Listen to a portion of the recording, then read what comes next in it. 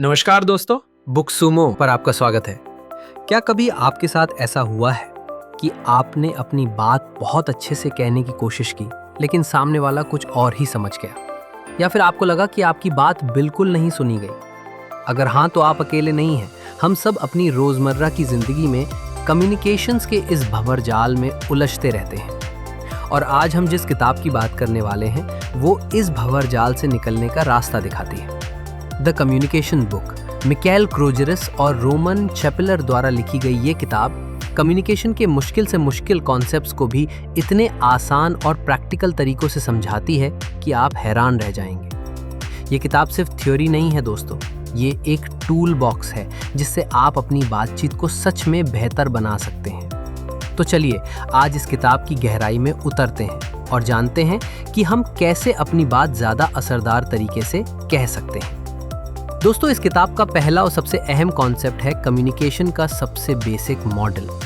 ये हमें बताता है कि बातचीत सिर्फ शब्द बोलने से नहीं होती, बल्कि इसके पीछे एक पूरा सिस्टम काम करता है। इसमें 3 मुख्य खिलाड़ी होते हैं: सेंडर, प्रेषक, वो जो मैसेज भेज रहा है; मैसेज, संदेश, वो जानकारी जो भेजी जा रही है; रिसीवर, प्राप्तकर्ता, वो जो मैसेज को प्राप्त कर रहा है। अब ये तो बड़ा आसान लगता है ना? लेकिन इसमें ट्विस्ट कहाँ आता है? वो आता है नॉइज में। नॉइज यानी कोई भी ऐसी चीज जो मैसेज को उसके सेंडर से रिसीवर तक पहुंचने में डिस्टर्ब करे। ये बाहरी आवाज हो सकती है, रिसीवर का ध्यान भटकना हो सकता है, या सबसे कॉमन, मैसेज को गलत तरह से कोड या डिकोड करना।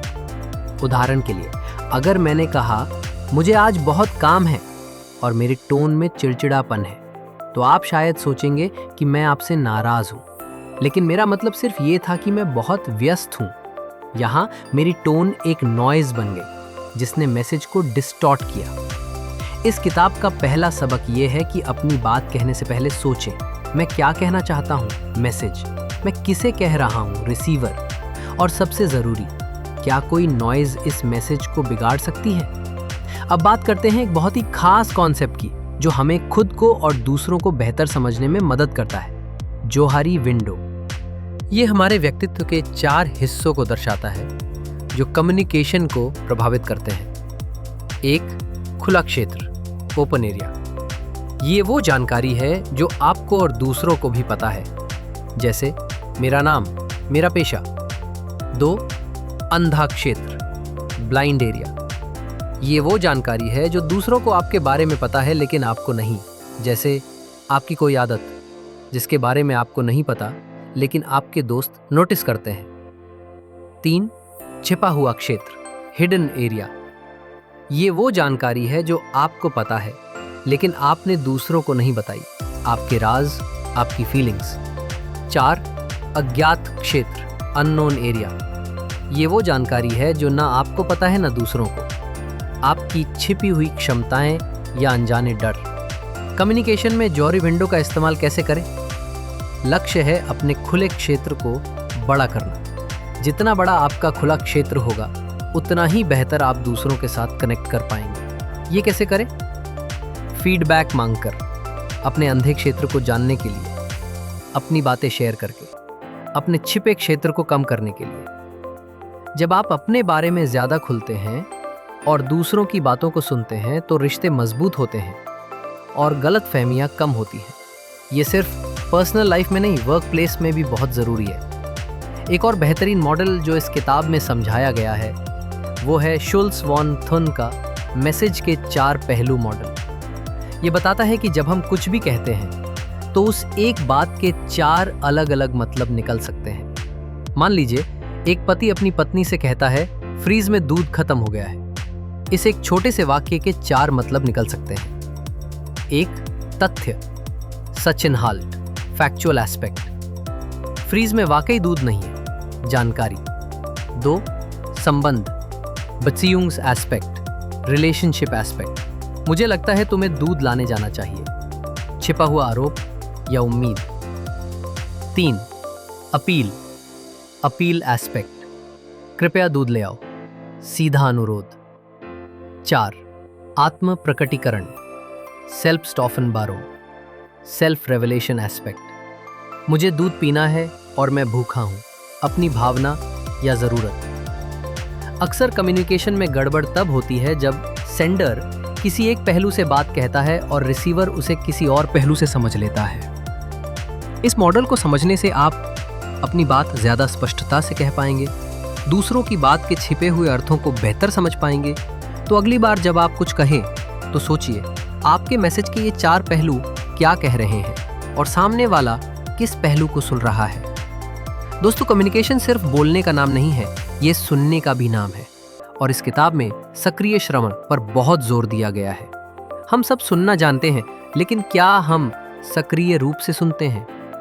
सक्रिय श्रवण का मतलब है पूरा ध्यान देना, सिर्फ कान से नहीं, दिमाग और आंख से भी। जब कोई बात कर रहा हो तो अपने फोन या दूसरे विचारों में ना खोएं। समझने की कोशिश करना, स्पीकर के शब्दों के साथ साथ उसकी बॉडी लैंग्वेज, उसकी भावनाएं भी समझना।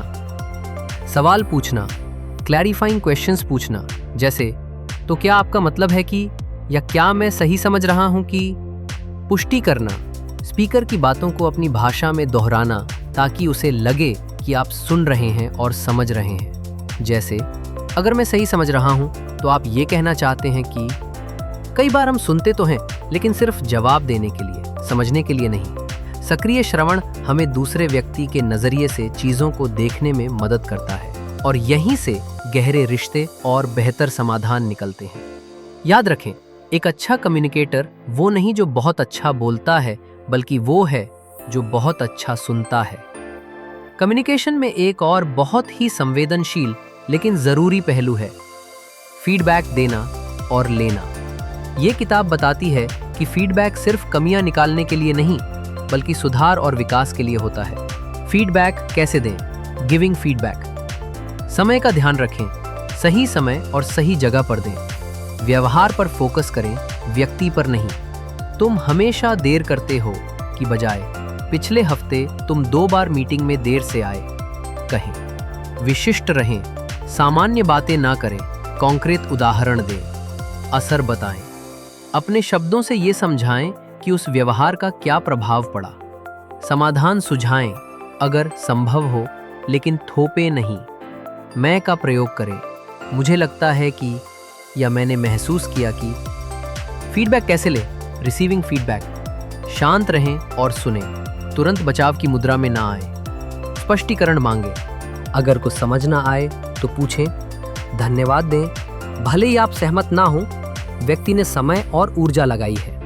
विचार करें, तुरंत प्रतिक्रिया ना दें, उस पर विचार करें। फीडबैक एक तोहफे की तरह है, जब सही तरीके से दिया और लिया जाए तो यह हमें बहुत आगे ले जा सकता है। दोस्तों, अपनी बात स्पष्ट रूप से कहने का एक बहुत ही महत्वपूर्ण हिस्सा है ना कहना सीखना। हम में से कई लोग दूसरों को खुश रखने के लिए या टकराव से बचने के लिए हाँ कह देते हैं, भले ही हम वो काम करना ना चाहें या कर ना पाएं। द कम्युनिकेशन बुक हमें बताती है कि ना कहना आपकी सीमाओं को स्थापित करने और अपने समय और ऊर्जा की रक्षा करने के लिए आवश्यक है। ना कहने के कुछ स्मार्ट तरीके: स्पष्ट और सीधा रहें, घुमा फिराकर बात ना करें। मैं अभी ये नहीं कर पाऊंगा। कोई स्पष्टीकरण जरूरी नहीं, आपको हर बार क्यों का जवाब देने की जरूरत नहीं है। विकल्प सुझाएं, अगर संभव हो मैं अभी ये नहीं कर सकता, लेकिन मैं आपको फला व्यक्ति का नंबर दे सकता हूं जो मदद कर सकता है। बाद में कहें, मैं अभी व्यस्त हूं, क्या हम इस पर अगले हफ्ते बात कर सकते हैं। अपने मूल्यों और प्राथमिकताओं को जानें। जब आप अपनी प्राथमिकताओं के बारे में स्पष्ट होते हैं तो ना कहना आसान हो जाता है। ना कहना स्वार्थी होना नहीं है, ये खुद का सम्मान करना और अपनी प्राथमिकताओं को समझना है। जब आप ना कहना सीख जाते हैं तो आप उन चीज़ों के लिए हाँ कह पाते हैं जो आपके लिए सच में मायने रखती हैं। जहाँ लोग होंगे वहाँ राय अलग होंगी और कभी कभी टकराव भी होगा। ये किताब संघर्षों को मैनेज करने और बहस को सकारात्मक बनाने के बारे में भी बात करती है। फोकस समस्या पर, व्यक्ति पर नहीं। जब बहस हो तो तुमने ऐसा किया की बजाय ये स्थिति कैसे ठीक करें पर ध्यान दें। दूसरों के नजरिए को समझने की कोशिश करें, सिर्फ अपनी बात मनवाने की कोशिश ना करें। सामने वाले की बात भी सुने। सामान्य जमीन तलाशें, ऐसे बिंदु ढूंढे जिन पर आप दोनों सहमत हो। तर्क और भावना का संतुलन, अपनी बात कहने में तर्क का इस्तेमाल करें, लेकिन दूसरों की भावनाओं को भी समझें। जीतने के लिए नहीं, समझने के लिए बहस करें। बहस का लक्ष्य सामने वाले को हराना नहीं, बल्कि किसी समाधान तक पहुंचना होना चाहिए। ये किताब हमें सिखाती है कि असहमति का मतलब हमेशा दुश्मनी नहीं होता। अगर सही तरीके से मैनेज किया जाए तो असहमति से भी नए विचार और बेहतर समाधान निकल सकते हैं। तो दोस्तों, ये थी द कम्युनिकेशन बुक की कुछ सबसे महत्वपूर्ण बातें। मिकाएल क्रोगेरस और रोमन चपेलर ने हमें दिखाया है कि कम्युनिकेशन कोई रहस्यमयी कला नहीं है, बल्कि ये कुछ सिद्धांतों और मॉडल्स का एक सेट है जिसे सीखा जा सकता है। आज हमने क्या सीखा? एक कम्युनिकेशन का basic model, sender, message, receiver और नॉइज को समझना। जोहारी विंडो, खुद को और दूसरों को बेहतर जानना। 3. मैसेज के 4 पहलू, अपनी बात के छिपे अर्थों को पहचानना। 4. सक्रिय श्रवण, सिर्फ सुनना नहीं बल्कि समझना। 5. फीडबैक, इसे विकास के उपकरण के रूप में देखना। 6. ना कहना, अपनी सीमाओं को स्थापित करना। 7. संघर्ष प्रबंधन, मतभेदों को सकारात्मक रूप से सुलझाना। ये किताब हमें सिर्फ जानकारी नहीं देती, बल्कि हमें अपने रोजमर्रा के जीवन में इन सिद्धांतों को लागू करने के लिए प्रेरित करती है। एक बेहतर कम्युनिकेटर बनने का मतलब है बेहतर रिश्ते बनाना, ज्यादा प्रभावी ढंग से काम करना और जीवन में कम गलतफहमियां होना। तो दोस्तों, मुझे उम्मीद है कि आपको आज का ये बुक समरी सेशन पसंद आया होगा और आपको अपनी कम्युनिकेशन स्किल्स को बेहतर बनाने के लिए कुछ नए टूल्स मिले होंगे। तो आपको सबसे पसंदीदा कॉन्सेप्ट कौन सा लगा, हमें कमेंट्स में ज़रूर बताएं। अगर आपको ये वीडियो पसंद आया हो तो इसे लाइक करें, अपने दोस्तों और परिवार के साथ शेयर करें और हमारे चैनल बुक सुम को सब्सक्राइब करना ना भूलें, ताकि आप ऐसे ही और इन्फॉर्मेटिव वीडियो मिस ना करें। अगले वीडियो में फिर मिलेंगे एक नई किताब और नए विचारों के साथ। तब तक के लिए अपनी बात कहते रहें, सुनते रहें और सीखते रहें। नमस्कार।